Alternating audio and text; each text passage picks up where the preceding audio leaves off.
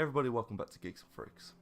In recent years, the horror genre has had a little bit of a boom in the video game world, with titles like PT, Resident Evil 7, Amnesia and Alien Isolation all providing some really good scares.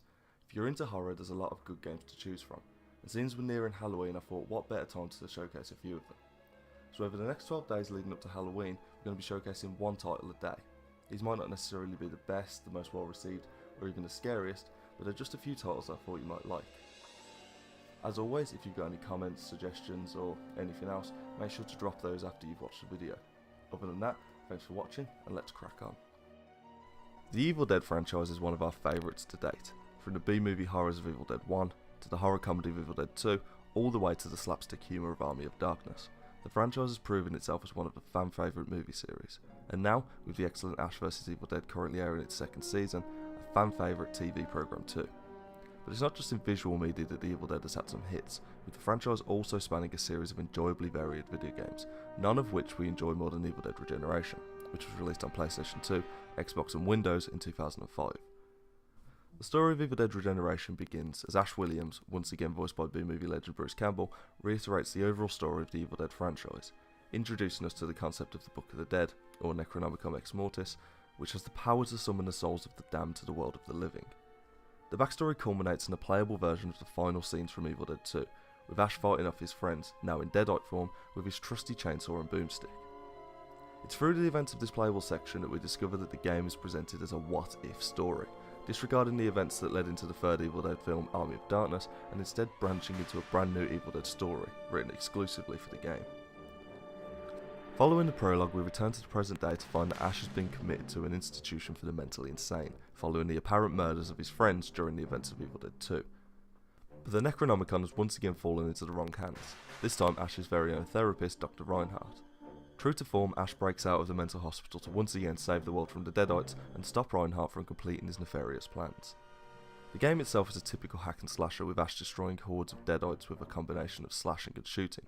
Button-specific combos of course result in higher damage attacks, but players who prefer to button mash will also do just fine, striking at their foes before sending them back to hell with a stylish cinematic finisher. Ash's main weapons of choice are of course his old faithful shotgun and chainsaw, but as the game progresses, players will find suitably badass replacements like flamethrowers and pistols, which help to progress through the more difficult parts later in the game, all while resulting in their own combos and keeping the gameplay refreshing. Another feature that differentiates this game from other hack and slashers of the time is Sam. Met early on in the game, Sam is half human, half Deadite, resulting from months of experimentations at the hand of Dr. Reinhardt. Sam, who is appropriately voiced by Evil Dead series creator Sam Raimi's brother Ted, acts as Ash's sidekick throughout the adventure, but he's there to do a little more than keep Ash company. You see, as half Deadite, Sam can't really be killed. Try as you might, he'll always come back, and this is key to completing both puzzles and combat. Sam will, where possible, attack enemies, but for a more direct approach, Ash is able to kick Sam through the air, either onto enemies where he'll attack or lower defences, onto environmental obstacles, which will aid in the completion of puzzles or remove blockages, or, in a lot of cases, just for fun. Through the use of ancient verses, Ash, or rather the player, can also possess Sam, guiding him through some of the tighter spaces and completing puzzles that Ash otherwise wouldn't be able to achieve. As with most hack and slashers, Evil Dead Regeneration also features a few bosses and sub-bosses dotted throughout the main story. These act as a nice variance and are typically pretty imaginative while still fitting into the overall Evil Dead style. Typically bosses will require some sort of specific actions to take them down, from either waiting for a specific attack window to using Sam to lower their defences, all of which acts as a nice break from the mindless hack and slashing you'll be doing through the remainder of the levels.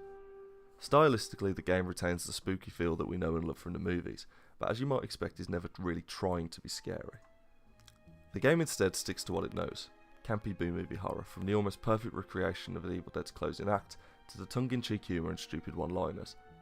Ash has always walked a fine line between hero and asshole, and here his offbeat humour is perfectly complemented with his interactions with other characters, specifically Sam, with whom he has a buddy cop style relationship. Suitably, the game rarely lets up on the over-the-top action that Evil Dead is known for.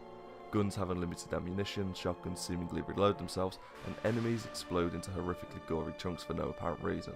Style choices like this, combined with the Evil Dead-esque camera angles, cheesy spells and over-the-top gore, and tons of other references to the movies, make this seem like a viable successor to the Evil Dead 2. Non-fans of the series might be alienated, as a lot of the humour and narrative relies on you knowing the Evil Dead lore, But even without that, the gameplay still has enough going for it to be a fun little romp. So whether you're a fan or not, this is definitely one game we recommend playing this Halloween.